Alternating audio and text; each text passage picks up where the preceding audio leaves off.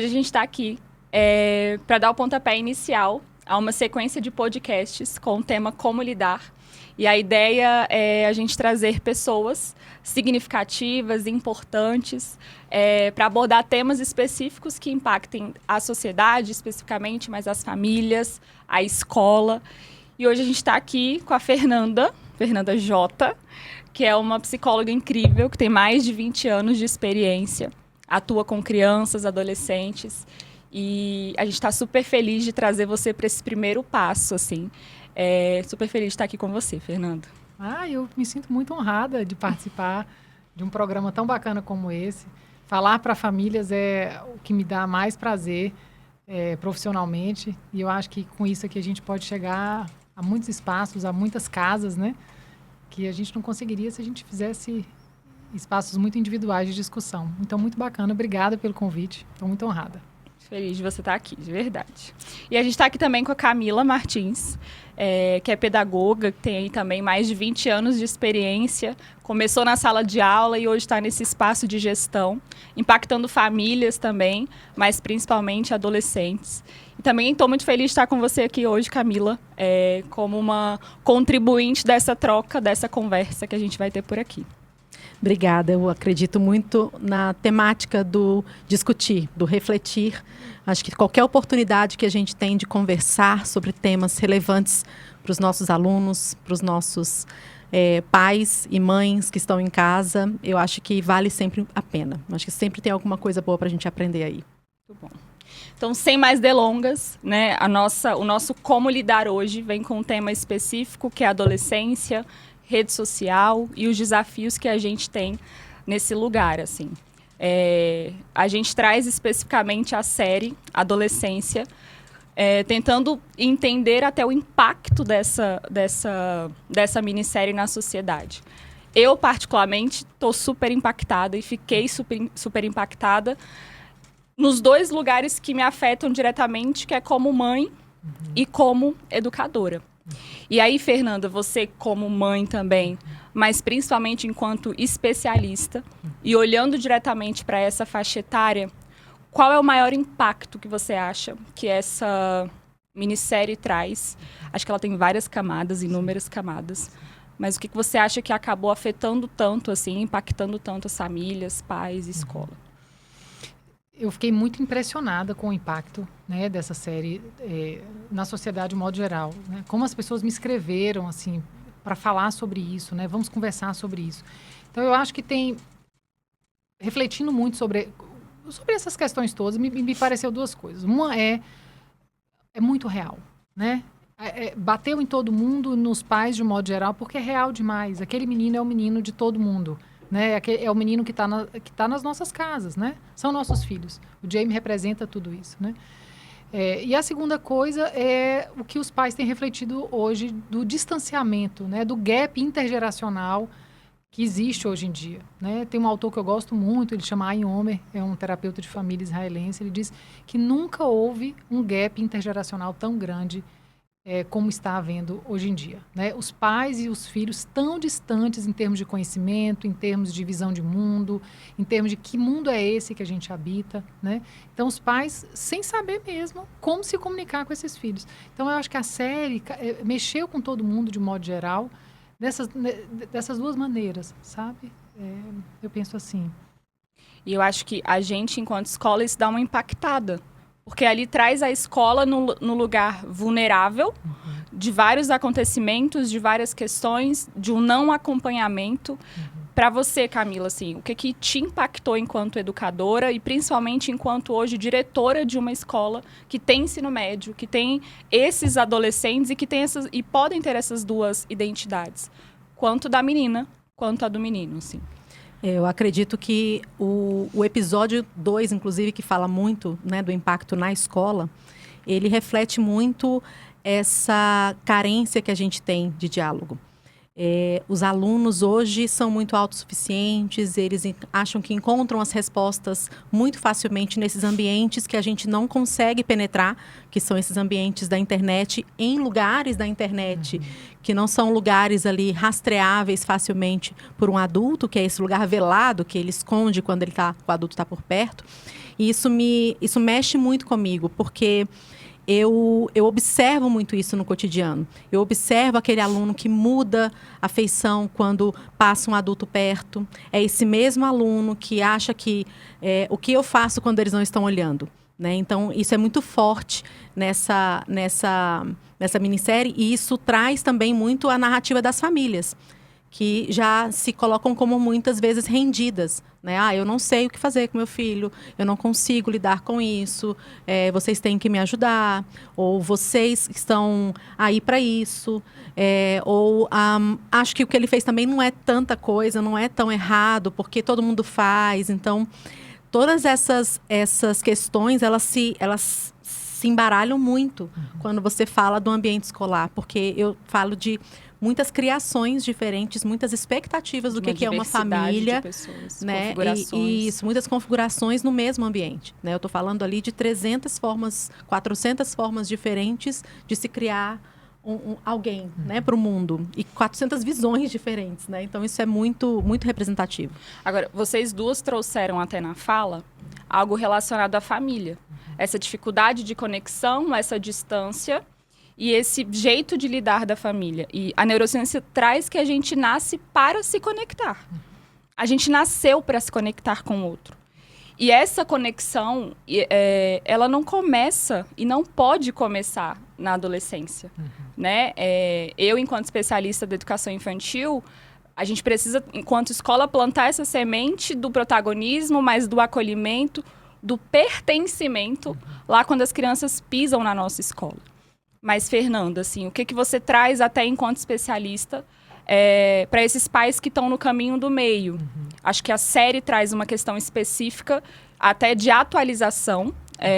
O policial não sabia sobre o que ele estava achando que a menina estava ali elogiando, estava numa conexão, e quando o filho dele traz aquela, pai, peraí, isso está tudo errado. Então, até dessa atualização de gerações, porque a geração de hoje não é a nossa geração ali de antigamente, enfim. Então, o que você traz, assim, até para esses pais que estão nesse lugar de, será que, como eu me conecto? Até porque essa conexão tinha que ter sido feita lá atrás. Mas como que você traz isso como especialista? Eu costumo dizer que infância é construção e adolescência é reforma. E quem já reformou uma casa sabe quão difícil é reformar uma casa. É muito mais difícil do que a gente construir uma casa. Então, assim, a adolescência é o período do desenvolvimento que os filhos mais precisam dos pais. Só que, por algum motivo, os pais entendem que é quando eles começam a não precisar mais deles. Porque eles vão se isolando, eles vão indo embora, com a falsa sensação de independência, de autonomia, de liberdade. E os pais, de modo geral, pensam, bom, já criei, agora ele está independente. Para o mundo, né? Agora. Agora é o mundo, né? E a gente percebe que é justamente o contrário. Que quanto mais o adolescente vai indo, que os pais precisam se aproximar também, né? Não é ficar pregado nem nada, porque de fato autonomia é um exercício, liberdade é um exercício que precisa de ser construído, né? Mas os pais tendem a ficar de longe. Ele já está criado, já foi para o mundo, já está bom, né? E quantas vezes vocês, como educadores, têm que chamar, olha, ele está precisando de auxílio no estudo, né? A gente tem que ficar chamando ali. Isso, ele não dá conta sozinho, né? E eu vejo que essa é a dificuldade dos pais. E aí, quando eles se aproximam, eles tendem a se horrorizar com o mundo que eles veem, né? Eu costumo brincar aqui no meu consultório que o algoritmo do meu Spotify é totalmente deturpado, assim, porque eu vou escutar o que os meninos do consultório escutam, né? E, de fato, não é exatamente o meu... não é o meu gosto musical, né? E com os funks e etc. hoje em dia. Mas, assim, como aquilo promove vínculos, né? E como eu vejo que os pais têm dificuldade em fazer isso. Vamos ouvir junto, vamos ver isso junto, né? O problema é quando o mundo invade esses meninos sem mediação. Essa que é a questão, né? Então, tudo aquilo que eles têm acesso na internet, que ocorre sem a mediação, uma mediação positiva dos pais, por exemplo, causa uma invasão e eles ficam sem espaço, sem distanciamento necessário para reflexão. Então, eles consomem aquilo que a internet traz para eles de forma intrusiva, né? De forma radical. Eles leem verdades a partir daquilo ali, né? Então, essa cena do policial, Aline, que você cita, para mim é uma das séries mais emocionantes, né, dali. Quando o policial diz, olha, eu tenho cães farejadores, eu tenho todo o artifício possível que a Todo polícia moderna, repertório. tudo. E eu não acho. E aí o menino diz a ele, você está procurando no lugar errado, né? A resposta está dentro do computador, a resposta está na internet. E ele fica assustadíssimo, não é? E aí aquele policial é o pai que não desiste. Que ele tem um insight na hora, ele fala, opa, tô perdendo alguma coisa aí da conexão com este menino. Vamos almoçar juntos? E ele olha e fala, você quer almoçar comigo? Escolha o lugar, a batata frita que você quiser, o frango que você quiser, né? Porque esse pai entendeu que ele estava perdendo alguma coisa ali. Esse clique, né? E quando ele traz filho, você nunca me chamou de filho, É. né? Você chama os outros de filho. Isso vai para um lugar do que parece que tá tudo bem. Sim. Porque quando o policial tá ali no lugar dele, de tentando resolver o do outro, o telhado de vidro dele tá Rachado, quebrado, tá né? rachado. E ele, que filho incrível que ele tem dentro de casa. E de que ele não percebeu, porque ele paga a escola, então ele tá numa escola de qualidade. Então o professor, que não era bem uma escola de qualidade, e ele faz essa reflexão. Parece que alguém aprende aqui dentro, Sim. ninguém aprende dentro desse espaço. Sim. E o filho dele já tá lá no ensino médio. E quando que ele parou para perceber isso? Camila, onde que você sente esse impacto da falta, muitas vezes, dessa conexão das famílias com os estudantes ou até com a própria escola? Infelizmente, o impacto vem quando algum trauma acontece. Né? Então, assim, o trabalho de prevenção, ele ainda é muito subestimado. Então, não só as escolas, geralmente as próprias famílias, deixam para prevenir muito tarde, ou então a partir de um acontecimento muito disruptivo. Então, o próprio pai, né, ele só tem um clique para ter um outro olhar para o filho depois desse grande impacto, dessa grande coisa. Quer dizer, uma pessoa teve que morrer para eu me reconectar com meu filho. Então, E o menino sofrendo bullying há muito tempo e ele não sabia. E de repente esse menino né? poderia ser uma próxima vítima já. Exatamente. Né? Ou o próprio ofensor. Ou o próprio ofensor. É. E ele... então, o impacto... infelizmente, a gente ainda está muito atrasado. Nós estamos sempre 2, 3 passos atrás do grande fato. A gente consegue observar até o cenário como especialista. A gente consegue fazer essa big picture, mas a gente não consegue penetrar tanto porque as próprias famílias também não dão muito esse espaço. Então, de uma forma geral, são poucas as famílias que baixam a guarda e aceitam que estão nesse lugar de... Não, mas eu não estou abandonando, eu não estou delargando. Eu estou delegando a ele a autonomia dele poder gerenciar o tempo dele no celular. Estamos falando de uma criança de 13 anos, de 14 anos, que não sabe nem perceber se está com fome quando a fome não estiver gritando ainda dentro dela. É uma liberdade... Sem desassistida. responsabilidade. Né? Então, não tem. Então, acaba que é um delargar mesmo, né? Eu não estou ali passando para ele uma autonomia, né? Eu estou passando para ele ali um delargo. Assim, graças, finalmente, agora eu posso me livrar um pouco desse menino. Ele cresceu, não precisa mais de mim para comer, para dormir, para se trocar, para tomar banho. Então, e é uma Mas sabe pena. que eu fico escutando você dizer, Camila, e tão importante isso que você está falando. E eu estou aqui pensando, os pais são iletrados em adolescência. Sim. Olha, a gente tem espaço de acolhimento para filhos. Mas vocês já viram se existe grupo de pais? Exato. Não existe grupo de pais, existe terapia para adolescente, existe grupo para adolescente, mas não existe grupo de pais. Nós viramos uma sociedade, para mim, na minha opinião, essa série é uma série essencialmente sobre solidão. Estamos muito solitários, presos numa perspectiva individualista de estar no mundo, né? Então, até aquela escola, cada professor funciona de um jeito na sala de aula, não tem uma linguagem comum daquela escola. Nós, enquanto pais, estamos reclusos dentro da nossa casa, perdemos o contato com a nossa comunidade extensa, né? Esse autor que eu citei fala muito sobre isso, né? Então, assim, eu vejo que faltam espaços para os pais dialogarem sobre o que é essa tal adolescência hoje em dia. Como lidar com isso? Como lidar com isso? Veja bem, eu também trabalho no SUS, né, além da minha clínica privada, e lá eu trabalho com adolescentes em conflito com a lei. Então, adolescentes como o Jamie, por exemplo, que romperam, né, um limite que a lei impõe ali, um limite civilizatório, vamos dizer. E quando a gente vai atender os pais, a gente vê assim, quanto que os pais estão sofridos, porque eles simplesmente não viam nada daquilo. Né? Aquela cena da polícia batendo na porta é a cena que a gente escuta nos relatos lá dos nossos atendimentos, não é? E os pais apavorados. Os pais, onde é que isso estava acontecendo que eu não estava vendo? Sim. Né? E traz até, assim, um repertório que a gente tinha enquanto pai, enquanto mãe, daquilo que a gente vivenciou e daquilo que a gente entrega. O policial, quando não percebe as desculpas do filho de não ir para a escola, ele não entende o contexto. Sim. E a gente, enquanto telespectador, entende aquela dor de barriga que ele estava dando como desculpa de não ir para a escola. Sim. Porque ele está sofrendo bullying na escola. É uma fuga, exatamente, né? É um jeito dele... Como eu vou sair desse... Como eu faço para não ir para esse lugar? Esse lugar que me oprime, esse lugar que me desrespeita e tudo mais. E isso vai muito pro pai do Jamie. O pai do Jamie, o último episódio, traz essa reflexão, acho que muito certa e muito clara e muito doída, quando ele traz, mas meu pai me batia, eu prometi que eu não ia bater nele. Meu pai, ele não tinha essa agressão física, mas ele não tinha o acolhimento, a escuta e a liberdade para falar. Ele sabia o que não fazer. Ele sabia o que não fazer, mas ele não sabia o que fazer. E isso é tão verdade.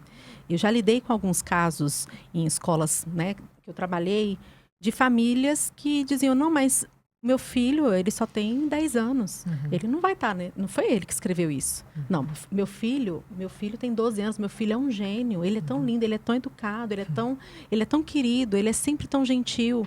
É uma criança que não me dá trabalho. É um filho que não me dá trabalho. E aí, essas narrações são as que mais me preocupam. Com certeza. Porque são aqueles filhos que estão ali quietinhos, que estão ali dentro, que não dão trabalho mesmo, então eu não preciso dedicar o meu tempo para ele. Eu vou dedicar para o espoleta, que está quebrando a casa, que está rebolando, que está fazendo acontecendo. E isso é tão sério. Aquele quadro dos pais, no final, se lamentando... Aquilo de doer o coração. E assim, o estágio de elaboração que eles estão ali foi depois de 10, 12 meses de terapia, né? Que eles falam, que a terapeuta está acompanhando a gente, vamos tentar elaborar como ela falou. E para eles estarem naquele lugar de tentar se perdoar, apenas por eles terem tentado, é um lugar de dor muito grande. E é o lugar, geralmente, onde a gente acolhe as nossas famílias. Eu imagino. Porque os nossos pais, eles chegam destroçados pra gente. Nossa, eu não imaginava que meu filho ou que minha filha fosse capaz de fazer isso. Né? Isso é muito doído pra gente. Muito. E Camila, uma outra cena que para mim é muito marcante é no final, aquela reflexão dos pais, né? E ela tem uma coisa que a mãe diz assim, sim, eu acho que a gente errou em alguma coisa. Ele chegava sempre da escola e se trancava no quarto. E a gente não chamava, não fazia nada. E aí ela fala assim, tinha dia que eu acordava 1h da manhã e a luz estava acesa. E eu só batia na porta e dizia, Jamie, amanhã você tem aula. Ela não entra, né? E aí ele diz assim, ela diz, né, que ele só desligava a luz, eu desligava o computador, mas não falava nada. E ela queria ali acreditar, então tá, ele foi dormir, eu não vou também mexer com ele isso. Não falava nada. Para mim é o retrato da dificuldade de comunicar, né? Assim, de que a série traz isso pro homem que se cala. Sim. Eu acho que acontece nos dois gêneros, acontecem com pessoas, mas muitas vezes as famílias e os pais estão muito preocupados em quantas línguas o filho vai falar. Isso. Mas ele não está preocupado se ele vai falar. E se ele vai falar, é o grande impacto. Porque é onde ele te diz como ele se sente. Lá atrás, quando ele faz a reflexão do... Cara, quando eu ia jogar futebol, eu era péssimo no futebol. Eu olhava pro meu pai para entender o que ele tá sentindo, ele tinha vergonha de mim, ele não me mostrava isso. E o pai, depois que fala, eu tinha vergonha dele, eu tentava esconder.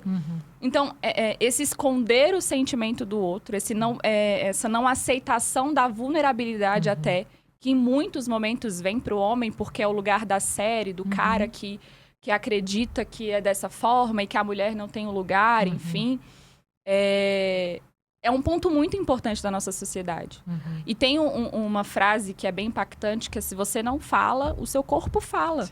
E ele vai falar de inúmeras formas mesmo. Quanto essas palavras engolidas e não ditas, principalmente dentro de casa, trazem um impacto muito grande na vida adulta ou na adolescência. E aí, trazendo um gancho para uma parte que para mim é surreal, e aí tem muito a ver com você, Fernanda, que é a psicóloga. A psicóloga, para mim, é um marco dessa série que vai muito do olhar do pertencimento e da vontade desse garoto de se sentir amado. Então, Freud traz isso há muito tempo atrás, Sim. que a nossa fortaleza está nessa vontade, nessa aceitação e nesse entendimento que eu sou amado. Pronto, se eu sou amado, agora eu vou além. Sim. E ele, numa busca por ela ali no último, ela tinha tido 5 sessões com ele. Sim. E no final do desespero dele de, mas eu sou bom, o que você acha de mim? E eles estão nesse lugar, assim, acho que o último vídeo que você trouxe isso nas suas redes sociais, você trouxe essa vontade deles de buscarem o pertencimento. Sim.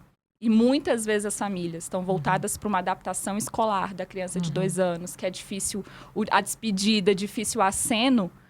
E tem na adolescência esse lugar da rebeldia. Então, ele precisa de liberdade, ele precisa disso tudo. Mas como que você enxerga essa personagem, inclusive, tão significativa para essa série e num papel do não julgamento, de um acolhimento, mas dele trazer respostas, assim. E o engraçado, e tá bem claro da busca dele pela aceitação, quando ele fala que ele é feio, ela fala, beleza, e como que você se sente sendo feio? Sim. Ele, não, mas espera aí, me diz que eu não sou, você tem que dizer o contrário. Mas como que você vê esse papel que é fundamental dessa especialista dentro dessa série, mas do lado de fora daqui também? O quanto é importante essas mãos fora do muro da escola e do muro de casa também. É muito difícil falar de conduta profissional de um outro colega, né? Assim, até porque é um colega fictício, né? Não está ali. Mas, assim, o que ela faz ali é um trabalho de perícia, né? Não é um trabalho de psicoterapia, nem nada disso. A função do perito, do psicólogo perito, que a gente não tem muito comumente aqui no Brasil, essa figura, né? A função do psicólogo perito daquela maneira ali é produção de prova, né? Então, ela faz o que a gente chama de rapport, faz ali um contato com ele afetivo, etc. Um vínculo, né? Com o chocolate, com marshmallow, o sanduíche, etc. Mas o objetivo dela é que ele fale para ela e ela consiga produzir um laudo pericial para o juiz, né? E num determinado momento, quando ela consegue, ele se desespera, né? Ele se desespera porque ele queria tanto ser reconhecido, amado. Né? A gente tem um adolescente que a gente atende que ele falou isso, assim, por que ele ficava ali, né? Era um menino que, enfim, estava vendendo pornografia produzida com crianças e etc. E aí ele diz, porque ela me dava atenção. Né? Isso é uma coisa que a gente ouviu ali nos nossos atendimentos. É a mesma coisa do Jamie que diz ali, fala pra mim que você gosta de mim. Pelo menos um pouco pelo menos você gosta de mim. E ela diz, olha, isso aqui é o meu trabalho. Né? Ela não mentiu, ela disse, é isso mesmo. Mas eu acho que o fundamental é a gente se dar conta de que aquilo ali não passa de um menino que deseja ser amado e ser cuidado e ser reconhecido, né? O Jamie, essa série traz pra gente uma coisa super importante que para o público leigo é uma novidade, né? Que é esse pertencimento a esses grupos radicais na internet, né? E que a gente que trabalha na clínica já vem acompanhando isso há um tempo. Porque, veja bem, nós somos seres sociais. Né? Nós nascemos e somos nomeados por alguém. Tem uma mãe, tem um pai que diz, você é a Aline, você vai ser assim, você vai ser assado. Né? Nós somos dependentes disso. Então, a gente nasce pelo outro. Então, o outro diz quem nós somos. Nós seguimos assim durante um período de desenvolvimento, durante a infância, né? Ali a pré-adolescência. Na pré-adolescência, começa um desejo e um estranhamento de quem eu sou. Né? Eu não quero mais essa roupa que você escolhe para mim, eu não gosto dessa escola que você escolheu para mim, eu nem gosto do leite do jeito que você faz para mim. Porque a construção da nossa identidade vem do externo. Do externo e também. E a gente está construindo a sua identidade. Exatamente. Eu estou captando tudo aquilo que estão trazendo para mim. Isso. E aí esse grupo social vai ser muito mais importante para esse processo do que a própria família, não é? Só que tem meninos com dificuldade de socialização, e aí os pais muitas vezes não estão se dando conta disso, né? E em busca desse lugar, desse seu lugar no mundo, né, especialmente depois da pandemia, né, nós vimos crianças mergulhando em grupos radicais na internet em busca de pertencimento e de desafio. Eu sou quem? Eu sou, porque dentro do grupo eu sou alguém. Eu tenho um lugar. Visto, né? Eu sou visto, eu sou reconhecido, né? E para os meninos ainda tem uma coisa de disputa de poder. Se eu não consigo, a masculinidade, infelizmente, ela é tangida, né? Ela é constituída por esse significante do poder. Né? Então, se eu sou um menino que eu não sou aceito na minha escola, que eu não consigo namorar ninguém, etc., eu vou encontrar um grupo ao qual eu me vinculo para eu ter algum tipo de poder. Né? E o Jamie se vincula a um grupo, né, que depois ele se radicaliza. Então, esse grupo... Veja bem, o que o Jamie faz, ele faz uma dupla comunicação. Ele comunica alguma coisa para a família, né? Quando ele faz tudo aquilo, e faz uma comunicação para o grupo ao qual ele pertence na internet, que são os Black Pills, né? Então, tem os Incels, tem os Red Pills, e os Black Pills é um grupo mais radical ainda, onde matar alguém ou se matar é algo heróico. Sim. É o que o grupo espera de você, não é? Então, por isso que desde o começo o Jamie diz, eu não fiz nada, não, mas eu não sei o que estão reclamando, o que vocês estão falando. Porque até ele se desintoxicar desse grupo, passam-se 12 meses ali dentro, né? É que ele dá conta de admitir que é o que ele fez. Porque a morte né? era até uma alternativa. Era uma alternativa. O matar era uma alternativa. Você veja que, desculpa, Aline, naquela cena da tinta, que o pai vai comprar a tinta e que ele é abordado por um sujeito, né? O sujeito diz a ele, eu sei quem vocês são, eu sei que tipo de menina é aquela. Como se diz, o Jamie é inocente. Vocês estão com um advogado público, deixa a gente pagar um advogado. Nosso grupo pode pagar um advogado. Por quê? Porque para o grupo ao qual o Jamie era vinculado na internet... Eles acreditam, isso faz sentido. Isso faz todo que sentido. É real, que é Entende? terrível. A psicóloga traz isso ali no final da fala dela, buscando para ele gerar nele o entendimento sobre a morte. Uhum. Quando ele fala dela ainda no presente, ela fala, mas ela morreu. É. Você entendeu que o futuro ela não tem? Sim. Então, a morte se torna tão pequena nessa situação e nesse grupo, nessa conexão forte que eles têm com um propósito específico, que a morte, que é algo maior e surreal, que é a única coisa que não tem jeito, é muito pequeno. Isso. Né? Então, o quanto a influência das famílias, inclusive, está atrelada à tomada de decisão dessas crianças. Se eu busco pertencimento em casa, se eu busco pertencimento na escola, e eu não acho, em algum lugar eu vou achar. Com certeza. E hoje, talvez, o lugar mais acessível é a internet. E aí, acho que linkando para o que a gente trouxe das famílias e dessa liberdade, tem uma analogia de que crianças, enfim, são pizzas. E que a gente, enquanto escola, família, a gente precisa trazer as bordinhas para eles. Né? E eu acho que em algum momento, principalmente na adolescência, isso meio que se perde. Não, ele tá na internet, como você trouxe agora há pouco. Ele precisa dessa liberdade. Adolescente.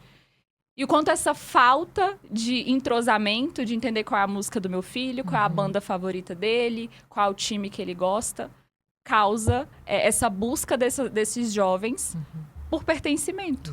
E eles vão se acabar se alocando nos lugares que... E eles acabam elegendo, né? Novos heróis. Acabam elegendo novas pessoas que representam o que eles querem ser na vida. Eles começam a se projetar em outras relações e em outros indivíduos. E aí que está o grande perigo.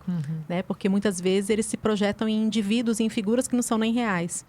E são personagens perigosíssimos. Né? De uma ficção sangrenta, de uma coisa, né, extremista. E isso é muito mais recorrente do que a gente imagina. Né? A gente observa que a dificuldade que eu tenho de lidar comigo, de lidar com o outro, de me observar nesse cenário de não me pertenço, eu não me reconheço aqui, é tão grande que as atrocidades, elas acabam não sendo percebidas. Eles não conseguem medir o tamanho da atrocidade que estão fazendo. Desde difamar um colega, difamar o irmão, a irmã, a pessoa de dentro de casa, né? Difamar um amigo, até mesmo promover essas agressões e, enfim, até chegar a esse fato extremo.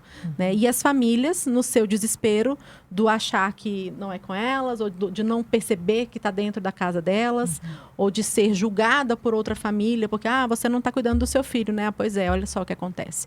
Né? Então, que pena, porque eu cuido do meu, você não cuida do seu. Então, sempre o julgamento.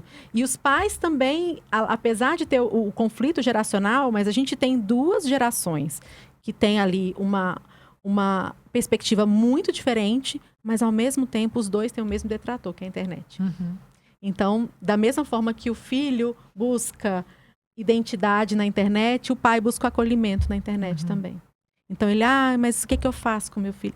Porque minha vida é assim. E aí ele começa a expor ali uma face que gera mais repulsa no filho, obviamente, mas que também provoca nele acolher-se num lugar equivocado.